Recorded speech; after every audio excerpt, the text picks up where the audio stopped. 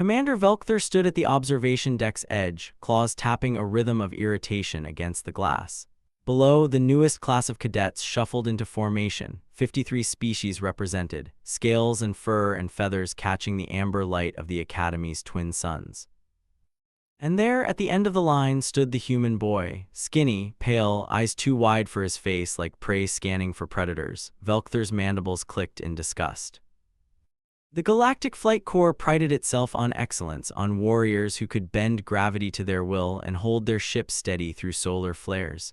This child looked like he'd faint if someone raised their voice. How had command allowed this?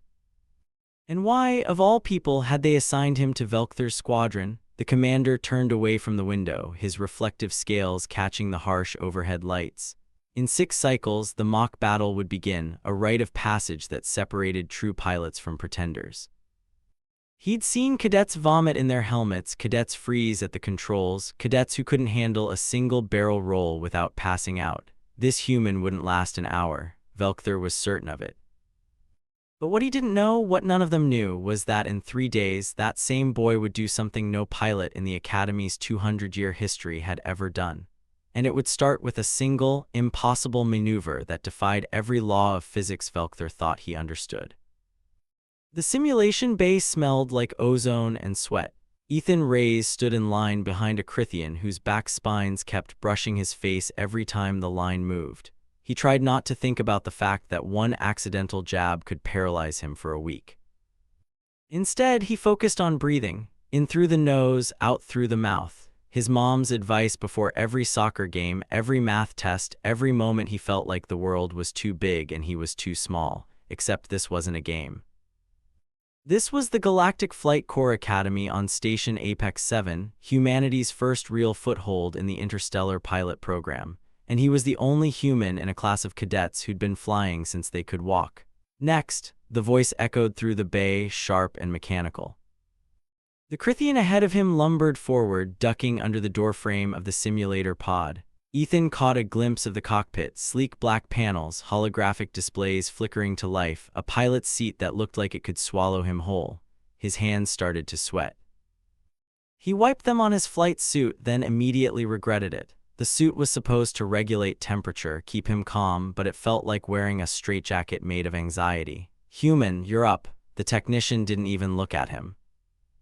Just gestured toward the pod with one of her 4 arms while tapping something into a datapad with the other 2. Ethan climbed in, fumbling with the harness until it finally clicked into place. The seat adjusted to his height with a pneumatic hiss, and the canopy sealed over him with a sound like a coffin closing. For a moment, everything went silent. Then the displays lit up and the voice of the simulation AI filled his helmet. "Cadet Reyes, initiating basic maneuver sequence. Follow the designated flight path, maintain speed within 5% of target velocity, do not deviate." The words were clipped, emotionless. Ethan's fingers found the control sticks, smooth, cold, lighter than he expected. The simulator's artificial gravity kicked in and suddenly he was moving. Or the world was moving around him, he couldn't tell the difference. Stars streaked past the canopy, a holographic asteroid field materializing ahead. His job was simple, navigate through without hitting anything. Every other cadet had done it in under 2 minutes.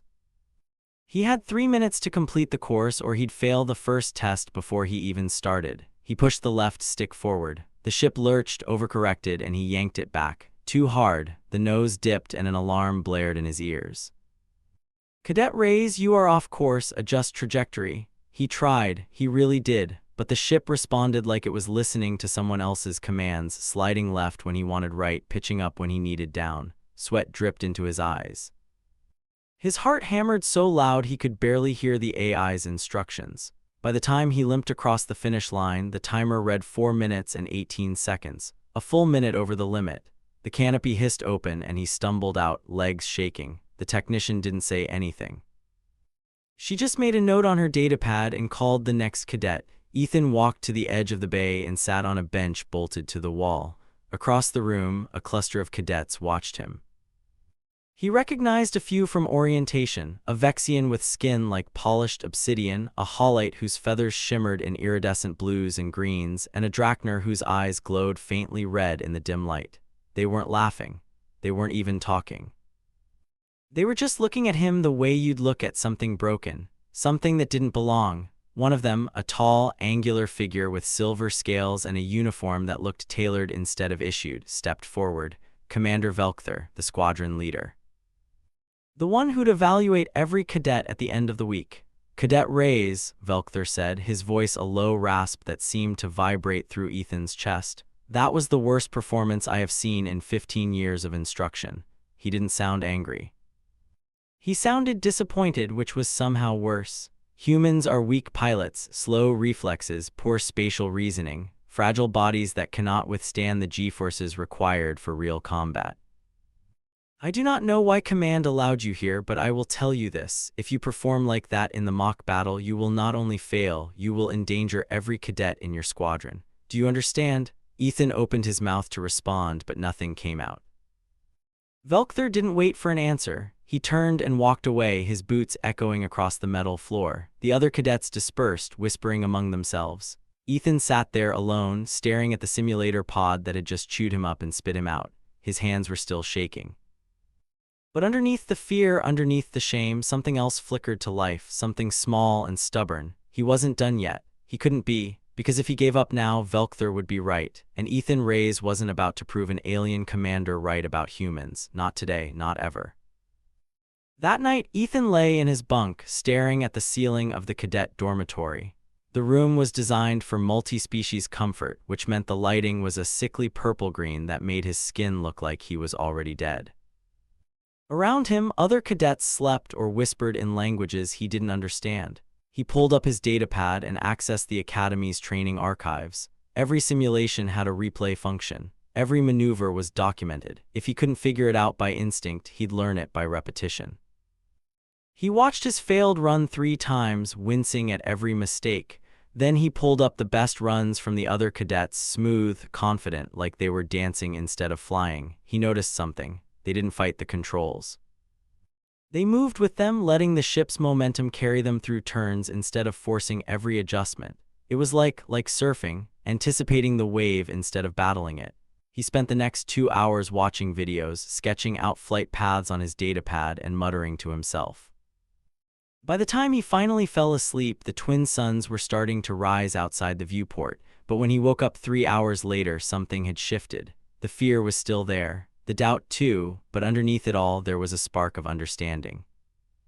He didn't need to be the strongest or the fastest. He just needed to stop trying to control everything and start listening to the ship. And tomorrow he'd get another chance to prove it. The second day of training started with tactical theory in Lecture Hall 9. Ethan slipped into the back row, hoping to disappear among the 100 or so cadets filling the tiered seats. Commander Velk'thor stood at the front, his silhouette framed by a massive holographic projection of a frigate-class starship. The image rotated slowly, highlighting weapon arrays, engine clusters, and the vulnerable points where a single well-placed shot could cripple the entire vessel. Velk'thor's voice carried across the hall without needing amplification. In combat, hesitation is death, sentimentality is death. Weakness, his eyes swept the room and landed for just a second on Ethan, is death. You are not here to make friends, you are here to become weapons, precise, efficient, merciless. He tapped a control on his wrist and the hologram shifted to show a recorded battle from the Third Sector War. Ships exploded in silent blooms of light, debris scattered like shrapnel through the void. This is what happens when pilots fail. 17 vessels lost, 300 lives. All because one cadet panicked and broke formation. The recording froze on the wreckage. Do not be that cadet. Ethan scribbled notes on his datapad, but his mind kept wandering back to the simulator. He'd signed up for another practice slot during the afternoon free period. If he could just get one clean run, just one, maybe he'd stop feeling like an imposter. Around him, other cadets whispered and gestured at the projection, pointing out flaws in the failed formation. A Vexian 2 rose ahead, turned and caught Ethan's eye. She didn't say anything, but her expression was clear. You don't belong here. He looked away. The lecture ended with an announcement. Mock battle simulation will commence in 4 days, Velk'thor said, his mandibles clicking with what might have been satisfaction. You will be divided into 2 fleets. Red Squadron and Blue Squadron, your objective, capture the enemy flagship or eliminate all opposing vessels. There will be no second chances, no do-overs, perform or fail. He dismissed them with a wave, and the cadets filed out in clusters, already forming alliances and strategies. Ethan hung back, waiting until the hall was empty before approaching the podium. Velk'thor was reviewing data on a transparent screen that hovered in front of him. He didn't look up when Ethan stopped a few feet away. "Commander, Ethan started, then faltered. Velk'thor's claws tapped the screen, dismissing a report. "I want to improve. I know yesterday was bad, but I'm not giving up. I just need—" "You need what?" Velk'thor finally looked at him, and his eyes were cold, unreadable. "More time, more resources. Special accommodations because your species is not suited for this work." He folded his arms across his chest, scales glinting under the harsh lights. "Cadet Reyes, I have trained thousands of pilots. I can identify potential within the first day. You have none. You are here because your government lobbied for representation, not because you earned your place. The kindest thing I can do is tell you the truth. You will fail. And when you do, I will recommend your removal from the program before you get someone killed." The words hit like a punch to the gut. Ethan's jaw tightened, but he forced himself to stay calm. "Then let me prove you wrong," he said quietly. Velk'thor stared at him for a long moment, then made a sound that might have been a laugh. "Very well. Prove me wrong, but do it before the mock battle or you will not get another chance." He turned back to his screen, effectively dismissing Ethan. It wasn't permission, it wasn't encouragement, but it was something, a sliver of space to breathe. Ethan took it and walked out of the lecture hall with his fists clenched and his mind racing. The afternoon simulator session was different. Ethan climbed into the pod with a plan this time. He'd mapped out the flight path in his head, rehearsed the turns, visualized the way the ship would respond. When the course began, he didn't force the controls. He let the momentum guide him, made smaller adjustments, anticipated the ship's drift instead of reacting to it. The first asteroid came at him fast. He tilted left, felt the ship slide into the turn, and corrected with a gentle tap on the right stick. Clean. The second obstacle, a debris field of jagged metal, required a barrel roll. He initiated it, felt his stomach lurch, but kept his hands steady. The ship spun, cleared the debris, and leveled out on the other side. His heart was pounding, but it wasn't panic. It was focus. By the time he crossed the finish line, the timer read 2 minutes and 41 seconds. Still not the best, but it was under 3 minutes. It was passing. The canopy opened and he climbed out, legs still shaky but stronger than before. The technician glanced at her datapad, then at him. "Better," she said, and went back to her work. It wasn't praise, but it wasn't dismissal either. Ethan allowed himself a small smile. He walked to the bench and sat down, pulling up the replay on his datapad. He watched the run 3 times, noting where he could shave off seconds, where his turns could be tighter. He was so focused he didn't notice the Vexian cadet approaching until she sat down beside him. "You're the human," she said. Her voice was smooth, almost melodic, but there was an edge to it. Ethan looked up. Her skin was a deep, polished black, and her eyes were a startling silver. She wore her flight suit like armor, every seam crisp and perfect. "Yeah," he said. "Ethan." She nodded, studying him. "I'm Sierra, Vexian. Obviously, I've been watching your runs." Ethan's stomach sank. Great. Another person here to tell him he didn't belong, but Sierra surprised him. "You're learning," she said. "Most cadets who start like you give up by day 2. You're still here." "That means something?" Ethan blinked. "Thanks, I guess." Sierra tilted her head, her silver eyes unreadable. "Don't thank me yet. You're still slow, and if you get assigned to my squadron in the mock battle, you'll be a liability." She stood, smoothing her flight suit. "But maybe you won't be. Keep practicing." She walked away before Ethan could respond, leaving him sitting there with a strange mix of frustration and hope. He wasn't sure. But for the first time since arriving at the academy, someone had looked at him and seen potential instead of failure. It was enough to make him want to keep going. That evening, Ethan skipped dinner and went straight to the academy's flight database. He pulled up records of legendary pilots, Crithians who'd flown through solar storms, Drachner who'd outmaneuvered entire fleets, Holites who'd navigated asteroid belts blindfolded. He studied their techniques, their philosophies, the way they talked about flying. One Crithian pilot, a legend named Vaskrun, had given an interview decades ago. Ethan found the transcript and read it 3 times. A ship is not a tool, it is an extension of your body. When you stop thinking of it as separate from yourself, that is when you become a true pilot. The words stuck with him. An extension of his body, not something to control, but something to be. He thought about it as he lay in his bunk that night, staring at the purple-green ceiling. What if he stopped trying to force the ship to obey him and instead let himself become part of it? What if flying wasn't about dominance but about partnership? It sounded almost mystical, which wasn't usually his style, but nothing else had worked. So maybe it was time to stop thinking like a human trying to fit into an alien world and start thinking like a pilot who just happened to be human. The distinction felt important, even if he couldn't articulate why. He fell asleep with that thought circling his mind, and when he dreamed of flying. Day 3 began with a surprise. Commander Velk'thor announced a formation drill, something usually reserved for advanced cadets. The class would break into squads of 5 and fly a synchronized pattern through a simulated nebula field. It was a test of coordination, communication, and trust.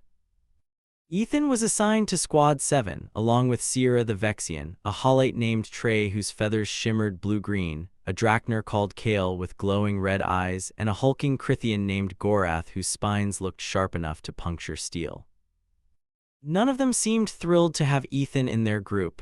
"Let's be clear," Kale said as they gathered in the briefing room. His voice was a low growl and his eyes never left Ethan. "If you mess up, you get us all flagged. So stay in formation, follow the lead, and don't try anything stupid." Ethan nodded. Trey fluttered their wings nervously. "The nebula simulation is dense. Visibility drops to 30%. Sensors get scrambled. We'll be flying half-blind." Gorath grunted. "Then we stay tight, no deviation, no heroics." Sierra glanced at Ethan. "Can you handle it?" Ethan met her gaze. "I'll handle it." He didn't know if it was true, but he said it with enough conviction that no one argued. They climbed into their assigned pods and the simulation began. The interior of the pod dissolved into the illusion of open space and Ethan's breath caught. The nebula was beautiful, swirling clouds of violet and crimson, streaked with gold like a cosmic painting. But it was also disorienting. His sensors flickered, and the holographic markers indicating his squadmates' positions kept glitching. Kale's voice crackled over the comm. "Formation Alpha, tight spacing, follow my lead." They moved as one, or tried to. Ethan matched Kale's speed, keeping his ship aligned with the markers. The nebula's currents pushed against them, trying to scatter the formation. He adjusted, feeling the ship respond. It was like balancing on a tightrope in a windstorm. One wrong move and he'd collide with Sierra or Trey, but he didn't think about that. He focused on the rhythm. Kale's ship banked left. Ethan followed. Gorath dipped under a cloud of gas. Ethan mirrored the movement. Slowly, painfully, the formation held. They navigated through the first waypoint, then the second. Ethan's hands were slick with sweat, but his breathing stayed steady. Then the simulation threw them a curveball. A rogue asteroid, undetected by sensors, appeared directly in their path. Kale barked a warning. "Break formation, scatter." The squad split in 5 directions. Ethan pulled up hard, felt the G-forces slam him back into his seat, and twisted the ship into a spiral to avoid the asteroid's jagged edge. His vision blurred, his stomach lurched, but he didn't black out.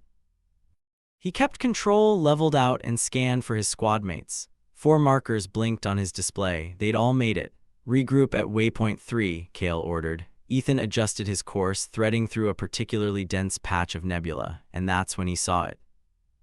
A gap in the cloud, just a sliver, barely visible, but it cut straight through to the waypoint. If he took the direct route, he'd beat the others there by a full minute. But it was narrow, tight, the kind of maneuver that required precision he wasn't sure he had. He hesitated. Kale's voice crackled again. "Reyes, where are you?" Ethan looked at the gap, thought about Velk'thor's words. Humans are weak pilots. Thought about Vaskran's interview, an extension of your body. He made a choice. "Taking a shortcut," he said, and dove into the gap before anyone could argue. The nebula closed around him like a tunnel. His proximity alarms screamed. The walls of gas were so close he could see tendrils of color brushing against his canopy. He banked left, then right, following the curve of the passage. His hands moved on instinct, no longer thinking about the controls but feeling them. The ship responded like it was reading his mind. A sharp turn ahead. He rolled, felt the ship twist, and slipped through with inches to spare.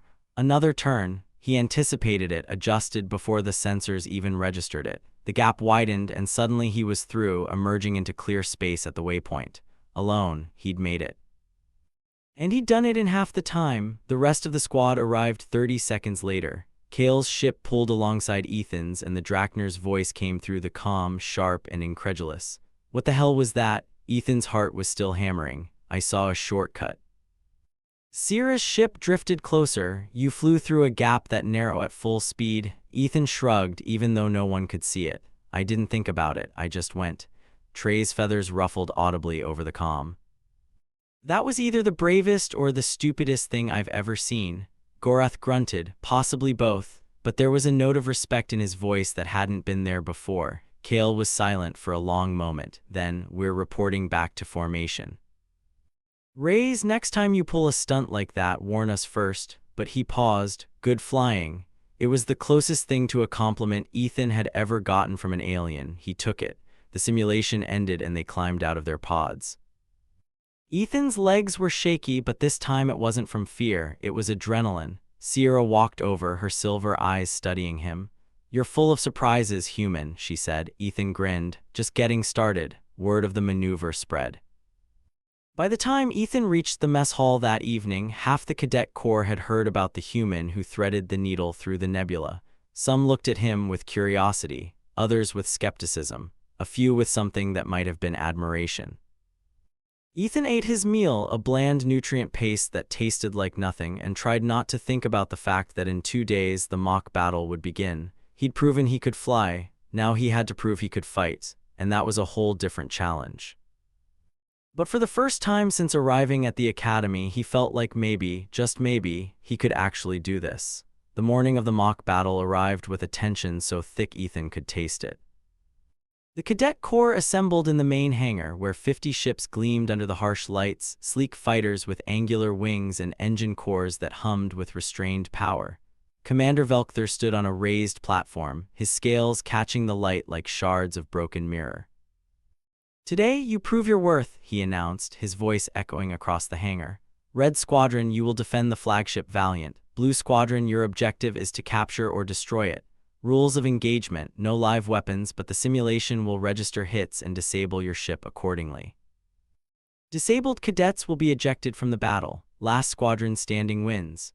Ethan had been assigned to Blue Squadron along with Sierra, Kale, Trey, Gorath, and 20 others. Their flagship, the Horizon, was a converted frigate, massive, slow, but heavily shielded.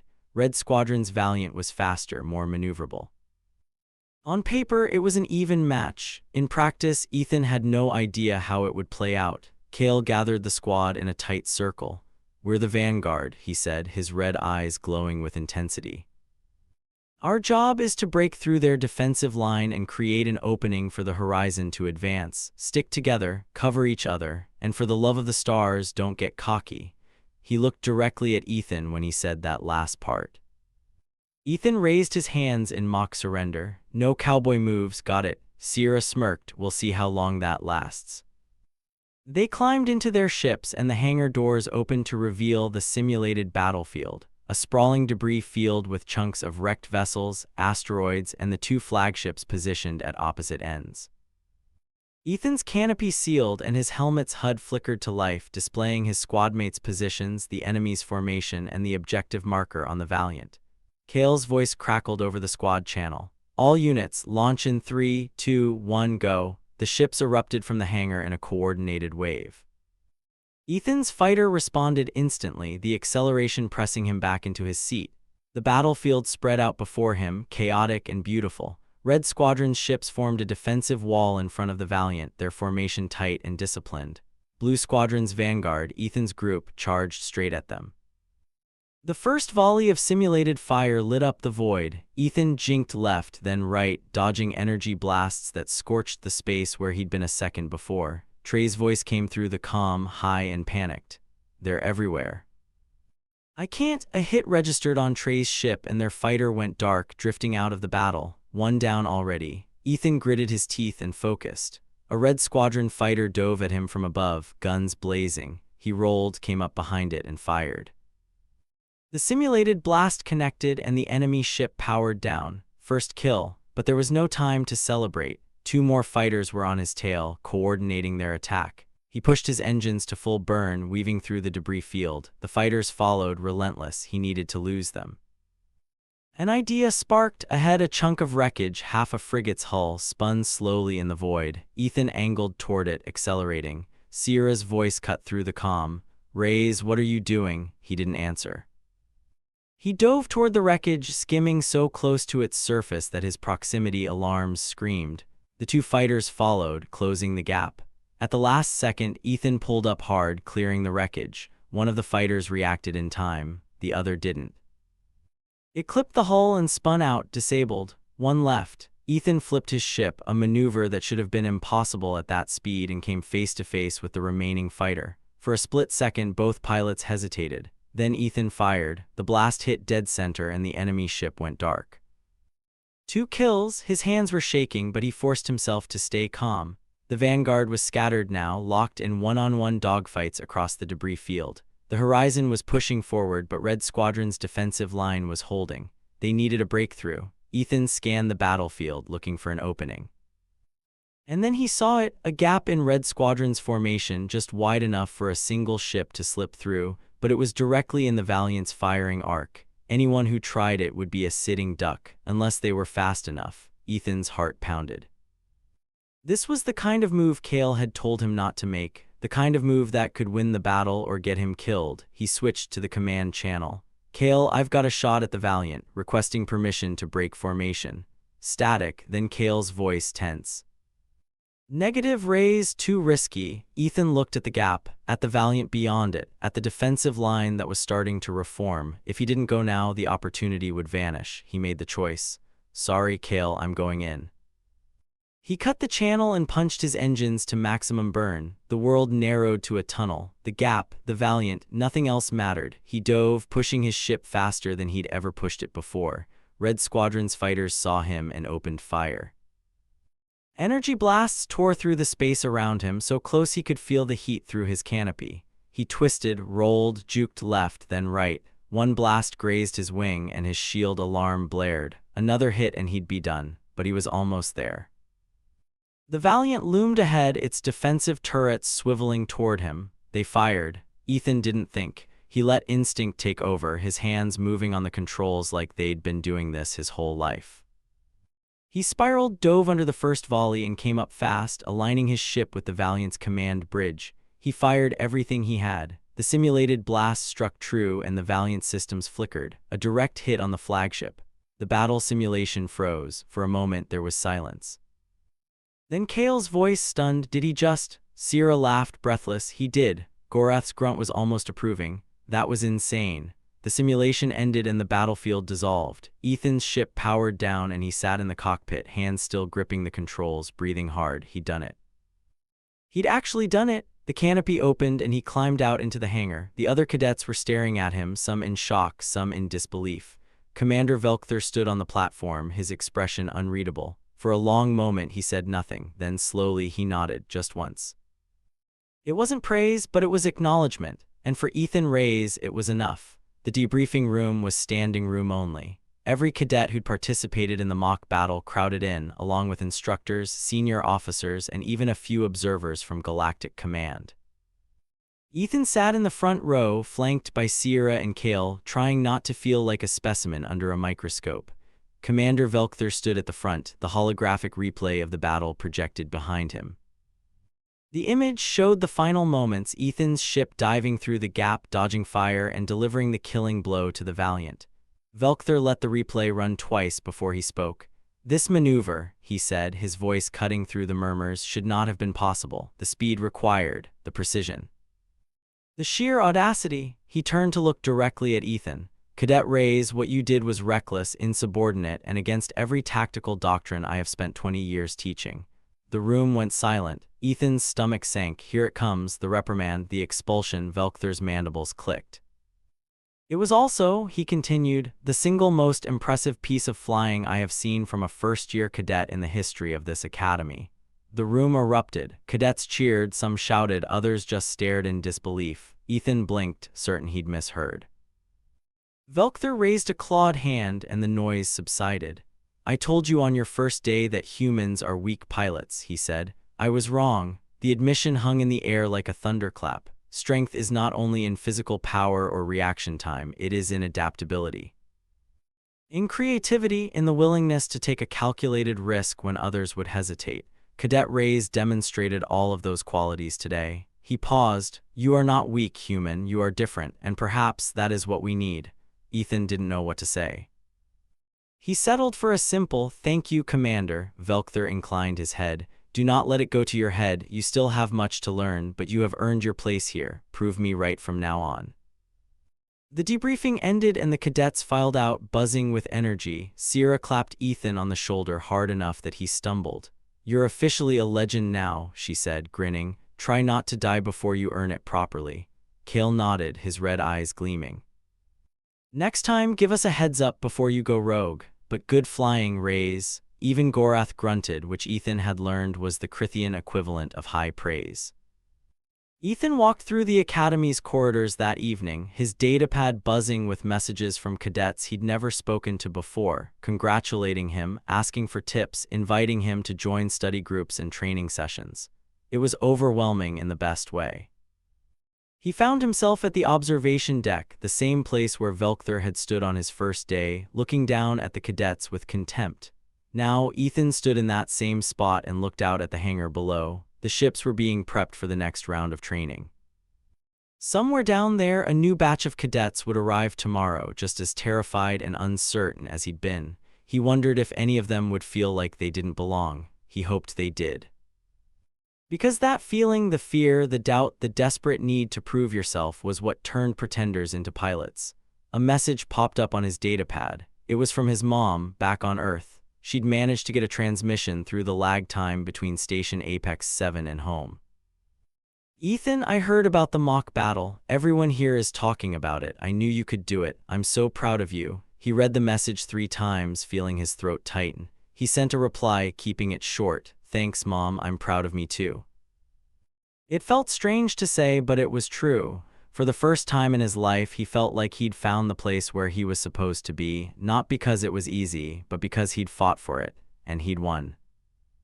The weeks that followed were a blur of training, simulations, and tactical drills. Ethan's performance improved steadily. He wasn't the best pilot in the class, Sierra still held that title, but he was no longer the worst. He'd found his rhythm, his style, his voice. He flew with a kind of instinctive creativity that made him unpredictable in the best way. Instructors started using his maneuvers as case studies. Cadets asked him for advice. Commander Velk'thor, in a rare moment of levity, even admitted that Ethan had potential. High praise from a Drachner who believed potential was something you either had or didn't.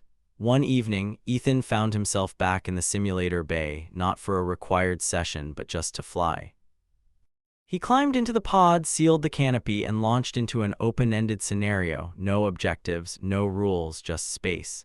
He flew through asteroid fields, skimmed the surface of a gas giant, danced through the rings of a distant planet. The ship responded like it was part of him, an extension of his body, just like Vaskrun had said. He didn't think about commands or controls, he just was. And in that moment, suspended in the void with nothing but the hum of the engines and the stars stretching out in every direction, Ethan Reyes understood what it meant to be a pilot. Not a human pilot, not an alien pilot, just a pilot. Someone who belonged in the sky. The simulation ended and he climbed out of the pod, his legs steady, his hands calm. Sierra was waiting outside, leaning against the wall with her arms crossed. You're addicted, she said, smirking. Ethan shrugged. Maybe, is that a bad thing? She pushed off the wall and fell into step beside him. Not if you keep flying like you did in the mock battle. Speaking of which, I heard Command is considering you for the advanced program next cycle. That's unprecedented for a first year. Ethan stopped walking. Wait, really? Sierra nodded. Really, don't let it go to your head though. You've still got to finish this cycle without getting yourself killed. They walked in companionable silence for a while, and Ethan let the news sink in. The advanced program, elite pilots, missions beyond the academy. It felt like a dream, except he was wide awake and it was real. When they reached the dormitory, Sierra paused at the entrance. You proved a lot of people wrong, Reyes, she said. Including me, keep it up. She disappeared inside, and Ethan stood there for a moment, looking up at the twin suns setting over Station Apex 7. The sky was streaked with orange and violet, and the stars were just starting to emerge. He thought about Commander Velk'thor's words, "Humans are weak pilots." And his own silent reply, "Not anymore." Ethan Reyes walked into the dormitory, pulled up his datapad, and started reviewing the training schedule for tomorrow. There was a combat drill at 600, a tactical briefing at 900, and another simulator session in the afternoon. He'd ace them all. Not because he had to prove anything to anyone else anymore, but because he had something to prove to himself. That he could take the fear, the doubt, the impossible odds, and turn them into something legendary. He wasn't just a cadet. He wasn't just a human in an alien academy. He was a pilot, and he was just getting started. The stars were waiting, and Ethan Reyes was ready to fly.